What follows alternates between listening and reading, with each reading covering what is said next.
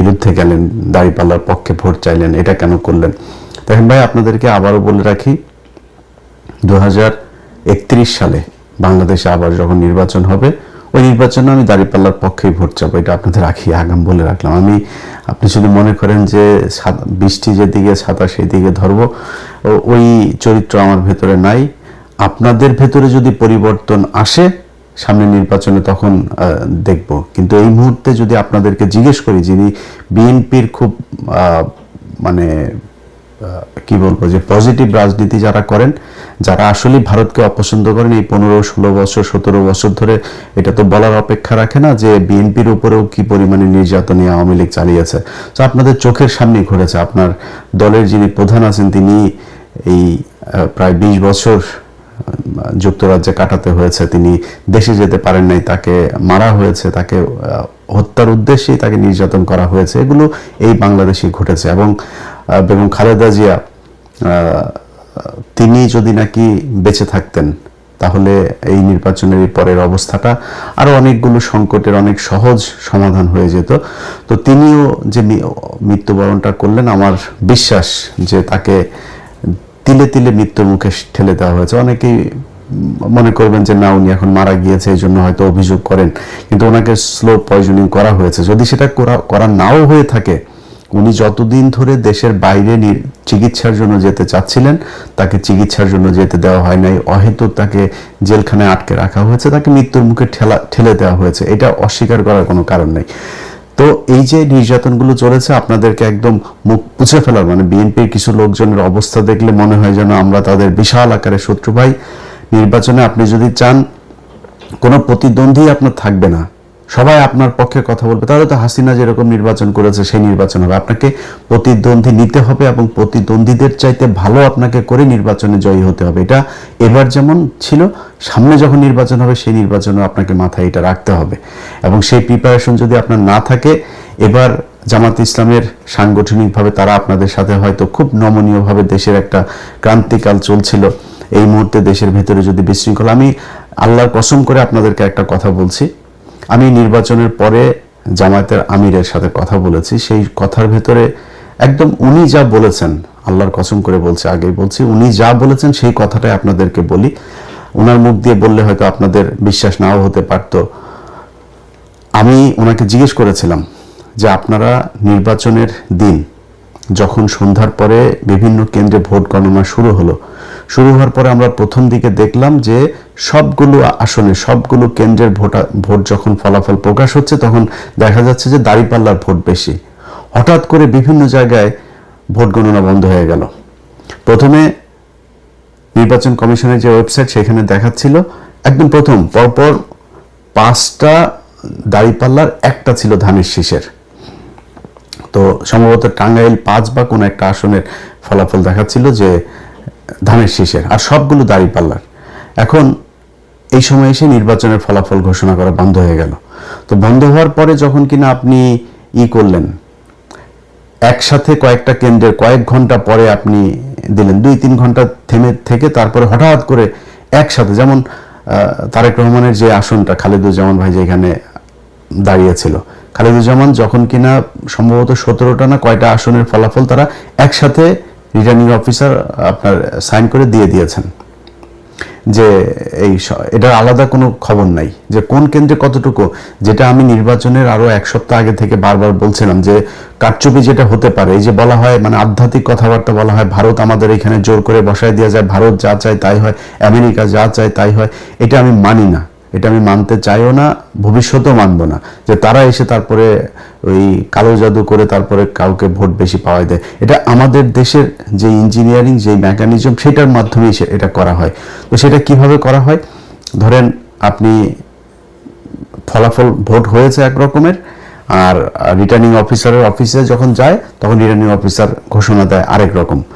এই জন্য আমি বারবার বলেছিলাম যে প্রতিটা কেন্দ্রের ফলাফল, কেন্দ্রে যারা থাকবে এজেন্টরা, তারা ওই কেন্দ্রের ফলাফল ঘোষণা করে তারপরে এই কেন্দ্র ছাড়বে। কিন্তু জামাত ইসলামের বিভিন্ন জায়গাতে এই অভিযোগটা আমি নিজেও পেয়েছি, যে জামাতের ধরেন এক জায়গায় আমি জামাতের একজনকে জিজ্ঞেস করছিলাম, এই যে কি বললেন, মামুনুল হকের কেন্দ্রে, তো তো মামুনুল্লাহ খুজুরের এই কেন্দ্রটাতে আমি 100% গ্যারান্টি দিয়ে বলতে পারি যে উনি পাশ করেছিলেন। ববি হাজ্জাজ এখানে পাশ করেন নাই, কিন্তু ওনার এখানে এজেন্ট নাই।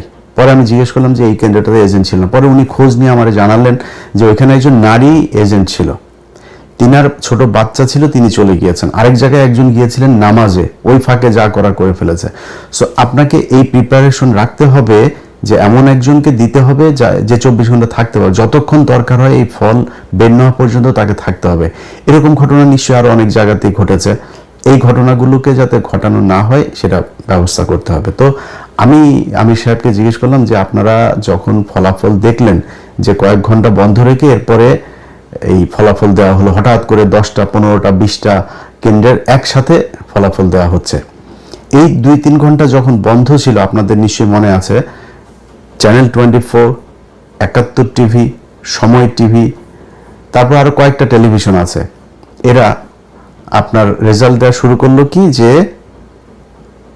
সব জায়গায় বিএনপি, সব জায়গায় বিএনপি। জামাতের যে আসনগুলো আমি নিজে ধরেন যেগুলোর খবর জানছিলাম, যেমন আমার বাসার চুয়াডাঙ্গাতে, আমি চুয়াডাঙ্গার দুটোতেই রেজাল্ট পেয়েছি যে দুটো জিতে গিয়েছে, কুষ্টিয়াতে 3টা রেজাল্ট পেয়েছে জিতে গিয়েছে, নীলফামারীতে জিতেছে, সাতক্ষীরাতে জিতেছে, যশোরে খবর পেয়েছে, কিন্তু সেগুলো রেজাল্ট দেওয়া হচ্ছে না, সেগুলো বলছে না, সব বিএনপি বিএনপি বিএনপি, এবং মানে আজগবি রেজাল্ট দিয়ে দেওয়া হচ্ছে চ্যানেল 24, তারপরে এই সময় 71 এই টেলিভিশনগুলোতে। তো আমি সাহেবকে বললাম যে আপনারা এই সময়টাতে আপনারা কোনো প্রতিবাদ করলেন না কেন? যখন দেখলেন যে আপনাদের রেজাল্ট আর দেওয়া হচ্ছে না, ওই জায়গায় তো আপনাদের উচিত ছিল। ঢাকা 8 মির্জা আব্বাস কখনোই পাশ করে নাই। মির্জা আব্বাসের এখানে কি হয়েছে সেটা বাংলাদেশের সব মানুষ দেখেছে, যে বিএনপি করে সেও জানে কিভাবে পাশ করানো হয়েছে তাকে। তো এই জায়গাগুলোতে তো আপনারা যখন দেখলেন যে ঠিক আছে ঢাকা 13 আমার শেষ, 13 পুরো এস্টাবলিশমেন্টটা আপনি 14 নিয়ে যেতে পারতেন, 11 নিয়ে যেতে পারতেন, 8 নিয়ে যেতে পারতেন, এটা করা হয় নাই কেন? যেমন নাহিদের আসনে জামাত ইসলামের বিশাল প্রস্তুতি ছিল, সেখানে কিন্তু কারচুপি করার সর্বোচ্চ চেষ্টা করা হয়েছে, শেষ পর্যন্ত পারে নাই। তো এখন এইখানে এগুলোতে করা হলো না কেন? মির্জা আব্বাসের আসনটাতে সেখানে যেখানে যেখানে কোনো সিল মারা নাই, এক জায়গায় কালো দাগ আছে, তারা নিজে নিজে দাগ দিয়েছে, দাগ দিয়ে তারা বলেছে যে এটা এই পেয়েছে। নির্বাচন কমিশন সিদ্ধান্ত দিল যে যেখানে যেখানে কালো দাগ পেপারের যে কোনো এক জায়গায় যদি নাকি থাকে, দাগ থাকে, সেটাই ধানের শীষ হিসাবে গণ্য করা হবে। কেন? ধানের শীষ ছাড়া কি আর কোনো মার্কা নাই এখানে? এটা করা হয়েছে। তো এই আমি যতটুকু আমি আপনাদের কাছে সবকিছু বলছি না, আমি যতটুকু ভেতরে মানুষজনের সাথে কথা বলে বুঝেছি যে এই নির্বাচনটার আসলে এরকম একটা ফলাফল জামাতকেও আগে থেকেই বলে রাখা হয়েছিল যে আপনাদেরকে মেনে নিতে হবে। পরিস্থিতি যদি আপনাদের ইয়েতে যায় এবং সেই ক্ষেত্রে যদি কোনো দেশে খারাপ একটা দিকে যায়, তখন কিন্তু আপনারা সামলাতে পারবেন না, আমসালা সব সমানে যাবে। জামাত ইসলাম মেনে নিয়েছে, ঠিক আছে, আমরা তো মানে ভাই জামাত ইসলামের হারানোর কিছু নাই। জামাত ইসলাম আজকে বাংলাদেশের প্রধান বিরোধী দল, 32% ভোট পেয়েছে তারা, না 37% ভোট পেয়েছে তারা, বিএনপি পেয়েছে 52%, খুব বেশি পার্থক্য নাই তো এত কিছু করার পরেও। এই যে আমরা গত প্রায় 1.5 বছর, বিশেষ করে সব শেষ 6টা মাস ধরে আমরা বট বাহিনীর কথা শুনেছি। তো বট বাহিনী হলে 32% সব কি বট নাকি? ভোট কি অনলাইনে হয়েছে, ফেসবুকে হয়েছে? ভোট তো সরাসরি হয়েছে। তাহলে এই যে 37% ভোটটা পেল জামাত ইসলাম, তাহলে এই ভোট কোত্থেকে আসলো? অতএব জামাত ইসলাম ভোট পেয়েছে, এবং জামাত ইসলাম যেই ভোট পেয়েছে, যদি সব বিতর্কের বাইরে যে মনে করি যে নির্বাচনটা সুষ্ঠু হয়েছে, এই সুষ্ঠু নির্বাচন হয়ে থাকলেও জামাত ইসলামের জন্য বিশাল ব্যাপার। আজকে এই 2026 সালে এসে আমরা কথা বলছি, কারণ আমাকে যদি আপনি জিজ্ঞেস করেন যে ভাই বিএনপি জিতে গেল, জামাত হেরেছে, তাতে সমস্যা কি? জামাত কি সারা জীবন ক্ষমতায় থাকবে নাকি? আমি জামাতকে পছন্দ করি, জামাত সারা জীবন ক্ষমতা, জামাত বিরোধী দলে যাবে, জামাত ক্ষমতায় আসবে, এটাই তো আমরা চেয়েছি, তাতে সমস্যাটা কোথায়? শেখ হাসিনা দেশে নাই, এইটার চাইতে সন্তুষ্টি আর কিছু নাই। এখনো মাঝে মধ্যে ঘুম থেকে ওঠার পরে মনে হয় যেন শেখ হাসিনা কি নাই, আসলে এটা সত্যি কল্পনার ভেতরে আসে। তো আমার কথা হলো যে আপনারা যখন কিনা একসাথে রাজনীতি করেছেন, একসাথে জেল খেটেছেন, একসাথে গুম হয়েছেন, এখনো পর্যন্ত বিএনপির লোকজন আপনার খুঁজে পাওয়া যায় না, এরকম অনেক মানুষ আছে না? ইলিয়াস আলী কোথায় আমরা জানি না, চৌধুরী আলম কোথায় জানি না, এরকম অনেক মানুষ আছে যাদেরকে খুঁজে পাওয়া যায় না। এই যে যিনি এমপি নির্বাচন করেছেন তুলি, তিনার ভাই জানি না এখনো সে কোথায় আছে। এই যে গুমগুলো হয়েছে, খুনগুলো হয়েছে, খিলগাঁয়ের জনি, তার বুকের মধ্যে 10টা না 12টা গুলি করা হয়েছে, মৃত্যুর পরেও তার বুকে গুলি করা হয়েছে। এগুলো কি ভাই অনেক দিন আগের কথা নাকি? মাত্র এই 2-3 বছর আগের মধ্যে এর মধ্যে সবকিছু ঘটেছে। আজকে আপনারা কোথায় থাকতেন? সেই জামাত ইসলাম আজকে প্রধান বিরোধী দল, কথা বলতে পারে, তার একটা কর্মীর উপরে কোনো নির্যাতন হলে সরাসরি যায় সে প্রতিবাদ করতে পারে, সে সেখানে যায় মানে প্রতিরোধ গড়ে তুলতে পারে। তো এটার চাইতে বড় আর কি হইতে পারে? বিএনপি এখন ক্ষমতায়, ভাই স্বপ্ন দেখেছেন? এটা স্বপ্নেও কল্পনা করেছেন যে 2026 সালে তারেক রহমান প্রধানমন্ত্রী হবে? এখন কথা বলতে গেলে তো ভাই অনেক বড় বড় কথাবার্তা বলা যায়। আমরা এই কথাবার্তা নিয়ে যদি তর্ক করতে চান, তর্ক করে পারবেন না। আমরা ওই যে 10 ডিসেম্বর আমরা দেখি না ইয়েতে আপনার যে মিটিংটা হইলো, আপনাদের শেষ পর্যন্ত নিয়ে গরুর হাটের মধ্যে নিয়ে করতে দিতে চেয়েছিল, আপনার জনসভা করতে দিতে চেয়েছিল, মনে আছে সেটা? সারা দেশের মানুষ মানে একটা শ্বাসরুদ্ধকর পরিস্থিতির মধ্যে বসবাস করত। একটা ককটেল ফুটেছে, তাও অনেক দূরে, সেই কাকরাইল মোড়ে না কোথায়। আপনার মহাসচিব পরবর্তী কর্মসূচি ঘোষণা না করে দৌড় দিয়েছিল, আবার ফের স্টেজে উঠে এসে এরপরে কর্মসূচি ঘোষণা করে তাড়াতাড়ি দৌড়। এটাই তো আপনারা। ভাই খালেদা জিয়ার বাসার সামনে বালুর ট্রাক সরাইতে পারেন নাই 1.5 বছর। এটাই তো আপনারা। খালেদা জিয়াকে জেলখানায় নিয়ে গিয়েছে, কিছু করতে পেরেছেন? কি করতে পেরেছেন? চিকিৎসা, এই যে মহিলাটাকে চিকিৎসা নিতে দেওয়া হয়নি, বাড়িতে ছিল তখন, তো জেলখানায় না, বাড়িতে ছিল, সেখান থেকেও তাকে বিদেশে নিতে দেওয়া হয়নি। কি করেছেন তার জন্য? মহিলা মারা গিয়েছে, এই তিলে তিলে ধুকে ধুকে তারপরে মারা গিয়েছে।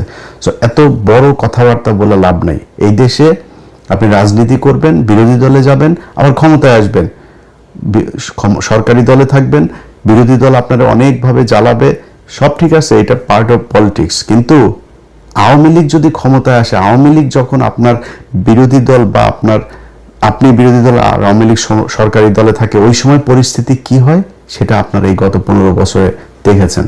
অতএব এইটুকু দিয়েই চিন্তা করেন। আজকে সারা দেশে বিভিন্ন জায়গায় আমরা দেখছি যে করা হচ্ছে, কি বলে, ওই যে আওয়ামী লীগের পার্টি অফিসগুলো আপনারা খুলে দিচ্ছেন। এই যে পার্টি অফিসগুলো খুলে দিচ্ছেন না, এটা যদি মনে করেন এই আমাদের এই বুকের ভেতরে না এটাতে ব্যথা হয়। এই যখন দেখি যে আওয়ামী লীগের পার্টি অফিস, আজকে সকালে আমি যখন এই ভিডিও রেকর্ড করছি তখন বাংলাদেশ সময় সকালবেলা দেখলাম যে মাদারীপুরের ওই দিকের কোন এক এমপি সহ, এক নারী এমপি সহ আরো 3 জনের জামিন হয়েছে। কোন গ্রাউন্ডে জামিন হলো, কিভাবে জামিন হলো?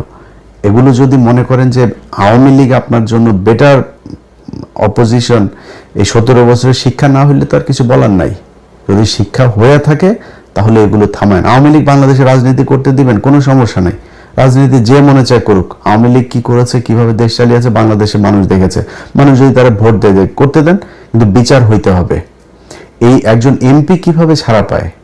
সাধারণ কর্মী, গ্রামের ওয়ার্ডের একজন কর্মী, তারা নয় বুঝলাম যে আপনি 1.5 বছর হয়েছে, ওকে ঠিক আছে, ওরে ছাড়ো এবার। তো একজন এমপি কিভাবে ছাড়া পাইলো? শেখ হাসিনার পরিবার রাজনীতি করতে পারবে যদি চায়। এগুলো আপনারা যখন বলেন তখন খুব কষ্ট হয়। যেই কারণেই নির্বাচনের আগে এসে আমাদের এই পক্ষ সরাসরি নেওয়ার কোনো সুযোগ ছিল না। আজকে যারা এই প্রশ্ন করেন যে ভাই কেন দাঁড়িপাল্লার পক্ষে গেলেন, তারা গতকাল যখন কিনা শপথ নিল ওই সময় কিছুটা টের পেয়েছেন যে কেন আমরা জামাত ইসলামের পক্ষে গিয়েছিলাম। তারা প্রথম দিনেই এই শহীদের এতগুলো রক্তের সাথে তারা বেইমানি করেছে। এই গাদ্দারি আল্লাহ সহ্য করবে না। আপনি আজকে প্রধানমন্ত্রী হয়েছেন, মায়ের জানাজায় অংশ নিতে পেরেছেন, তারপরে শেষ মুহূর্তে পর্যন্ত অন্তত লাশ তো দেখতে পেরেছেন। এটা এই শহীদদের কারণে। এই যে কয়েকদিন আগে মানুষগুলো মারা গেল, এরা জামাত ইসলাম, আওয়ামী লীগ, বিএনপি কোনো রাজনৈতিক দল বুঝতো না। এরা সাধারণ মানুষ, দমন পীড়ন নির্যাতন, দেশের এই খারাপ অবস্থা, এগুলো দেখে তারা আস্তে আস্তে প্রতিবাদী হয়ে উঠেছে, তারপরে রাস্তায় নেমেছে, গুলি খেয়েছে, মারা গিয়েছে, শহীদ হয়েছে। তাদের সাথে গাদ্দারি করলেন জুলাই সনদ বাস্তবায়ন করতে গিয়ে। তো এই জিনিসগুলি যদি না করেন তাহলে আমাদের ভাল লাগবে। আপনারা দেশ চালান, কোনো সমস্যা নেই, আপনাদের কাছ থেকে রুটি খাইতে যাব না, রুটি খাওয়ার লোক বহুত আছে, যারা খাইতে চায় তাদেরকে দেন, কোনো সমস্যা নেই। আমার একটাই পলিসি, সেটা হয়েছে যে ইন্ডিয়া এই দেশে কোনোদিন আর মাতবাড়ি করতে পারবে না।